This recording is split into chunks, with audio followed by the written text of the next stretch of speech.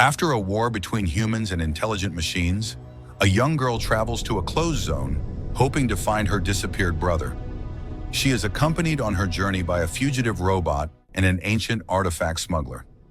Together, they wander through a country devastated by a technological disaster. The plot of the movie develops in an alternate reality. A gifted teenager, Christopher, passes the school exam in order to enter college early. However, the prospect of adult life is not to his liking, but his older sister, Michelle, assures him that he is capable of changing the world. As a role model, she brings Cosmo, a cartoon robot who is her brother's favorite character. The action further moves to a historical excursion, in which it is told that Walt Disney once created the first robots for Disneyland. As time went on, these robots became more and more perfect and were given more and more responsibilities. At one point, dissatisfied with their disenfranchised position, the machines rebelled against humans, led by the advertising android Mr. Ericus. Around the world, robots went on strike demanding equal rights. The conflict escalated and escalated into open warfare that involved armed forces. It lasted for 2 years. Mankind was losing the battle against the indefatigable machines. The turning point in the war occurred when scientist Ethan Skate created a neurocaster, a special helmet that allowed people to mentally control combat drones. Thanks to the drone army, the humans emerged victorious. All the remaining robots were herded into an isolated desert area surrounded by a high fence, forbidding them to appear among humans. The Center Company, founded by Skate, launched a virtual network to which humans could connect with the help of neurocasters. To maintain it, specialized data centers were built all over the planet. 2 years after the end of the war, the grown-up Michelle lives with her foster father, Ted, who spends all his time in virtual reality.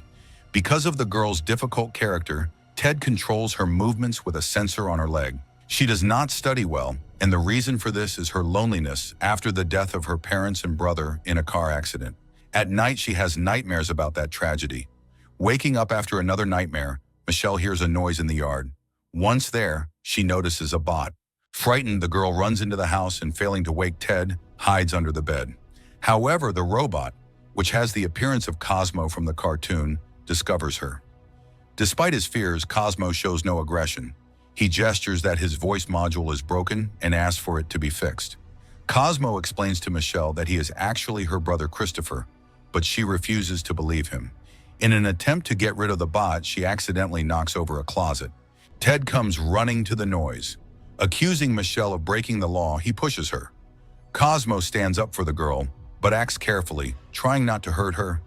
When Ted tries to call the police, Michelle suddenly stuns him with a stun gun. While the foster father is unconscious, the girl and the robot escape by stealing a car. She gets rid of the tracker on her leg and damages the drone that Ted sent in pursuit. Upon reaching the robot war memorial, they discover that the tire is flat and they don't have a spare. Cosmo explains that Christopher's body is in the center, and his mind is controlling this robot as an avatar. However, he doesn't know exactly which center. The guy reminds Michelle of the man in glasses who informed her of her brother's death after the accident. He is most likely in the robot reservation area and knows where Christopher is being held. Finding a package in the car with a smuggled artifact that Ted collected, the girl realizes that the sender knows a way to get behind the wall. To track him down, Michelle and Cosmo sneak onto a train without tickets and then cross the desert using a bot as a means of transportation. After reaching the right city at night, they wait for the smuggler. Soon, the man shows up in a truck and checks his mailbox. He has an appointment with a drone biker who wants to purchase a rare revolver. Upon learning that the gun is loaded, the drone becomes threatening and refuses to pay. The smuggler's partner neutralizes it with an aptly fired stun gun. While the smugglers hide the robot's body, Michelle and Cosmo infiltrate the back of the truck.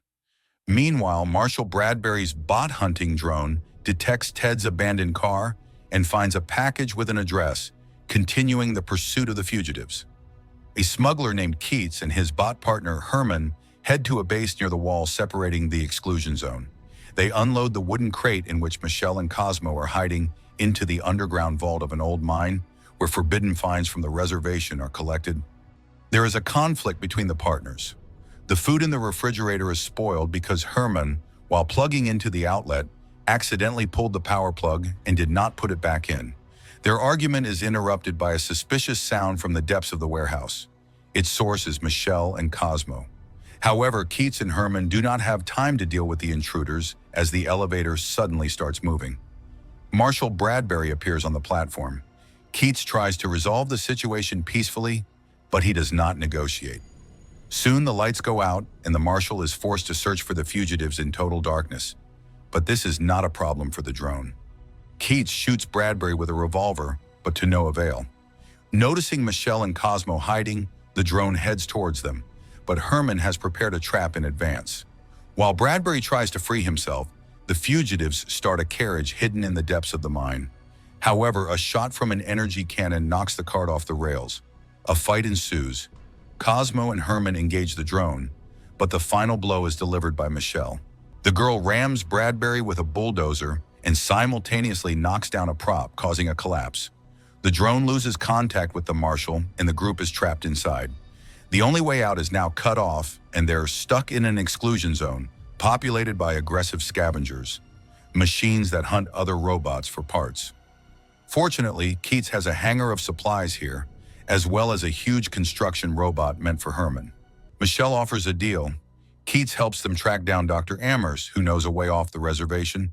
Herman, controlling a massive robot, carries the men in a hippie van across the desert. On the way, Keats tells about the past. He once fought against the machines, but during one of the battles he was wounded, and it was Herman who saved him. However, Keats' co-workers did not appreciate this and nearly destroyed the robot. Meanwhile, Skate is in virtual reality, communicating with the digital image of his mother. Suddenly, the system fails. The computing power goes down because Christopher, who is a key part of the network, has escaped, or rather, his consciousness, which is now in a robot body. To get him back, Skate contacts Bradbury and offers to reconnect with the drone to complete the mission. On the reservation, the fugitives stumble upon a mall owned by Mr. Arahus robots. The bots mistake the strangers for enemies and attack them using catapults loaded with various debris. After the attack, Michelle and her companions are taken prisoner and led to their leader.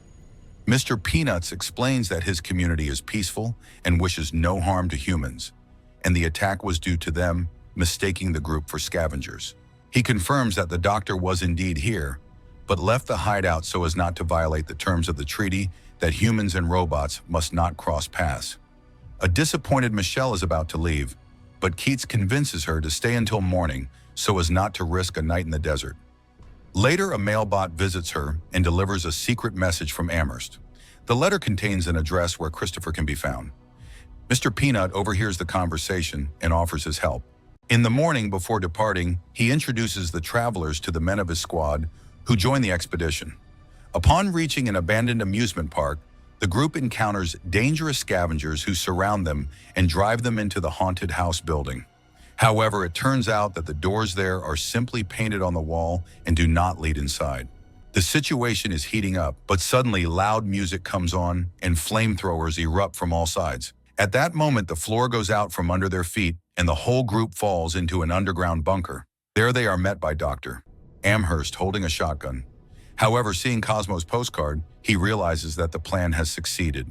With the support of Keats and Herman, Michelle demands an explanation from the scientist about her brother's fate. Amherst starts the computer with the stored data that was recorded by the Neurocaster. It turns out that Christopher is not dead, but has fallen into a coma. Scientists have discovered that his brain is unique and perfect for controlling a global network, so they declared him dead in order to use him for their own purposes. However, a year and a half later, the boy started to become active. Amherst wanted to stop the experiment, but Skate forbade him to interfere. Then the doctor fled to the reservation, leaving Christopher the opportunity to transfer his consciousness into the robot's body, which he did.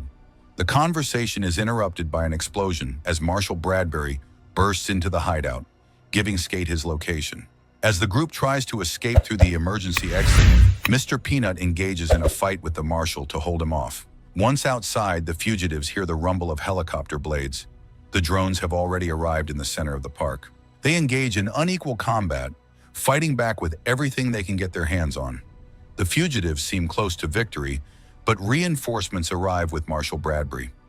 Dr. Amherst decides to stay behind to give Michelle and her brother a chance to get away. Being a car hunter, the marshal doesn't want to kill a man even if he stands in his way. But suddenly the doctor is shot by Skate, who has seized control of the drone. His sacrifice is in vain, however. The drones capture Cosmo anyway, then cease their attack and fly away. Bradbury advises Michelle to return home and leaves the scene of the battle as well. Cosmo is brought to headquarters, where he sees his true body for the first time. It's in a capsule connected to life support.